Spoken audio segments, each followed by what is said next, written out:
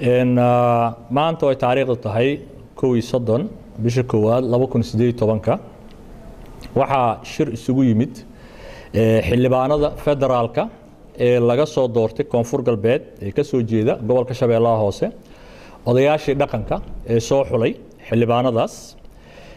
ay ka koobnaayeen maanta 45 oday dhaqameed ah iyo 30 xildhibaan oo isugu jira labada aqal rag iyo dumarba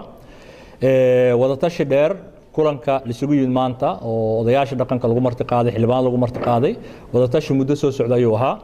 wada tashiga ayuu ahaa ay ka talinta gobolka Shabeellaha Hoose maadaama gobolka caqabado badan iyo duruufo badan iyo dhibaato badan uu ku sugan yahay maanta saaka ilaa iyo hadeer oo la joogo 12 saac wada hadal dheer wada tashi dheer waxay isku raaceen dhowr qodob oo aan halkan raba inaan ka soo jeedo haduu ilaa yiraahdo qodobadaas oo ay ka mid tahay qodobka koowaad in gobolka Shabeellaha Hoose aan loo dhisi karin wax maamul ah ama council ah ilaa inta laga xoreeyo gobolka Shabeellaha Hoose degmo kasta iyo tuulo kasta si dadkii isugu soo safraan sidaas daraadeeda waxay go'aan ku gaareen oo ay fariintan u dirayaan dawlad goboleedka koonfur galbeed dawladda federaalka international community iyo beesha caalamka dadka danaya arrimaha Soomaaliya in wax council ah ama maamul ah laga dhisi karin gobolka Shabeellaha Hoose ilaa laga xoreeyo gobolka laga nabad laga dhigo waa qodobka koowaad qodobka labaad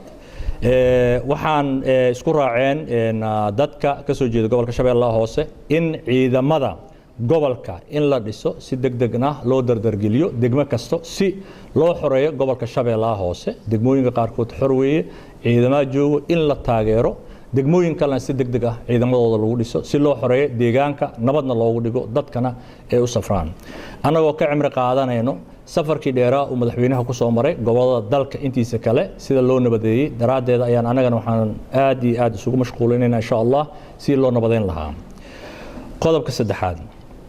waxa bayaankan isku afgarano ka soo baxay anagoo tixraaceeno shuruucda dalka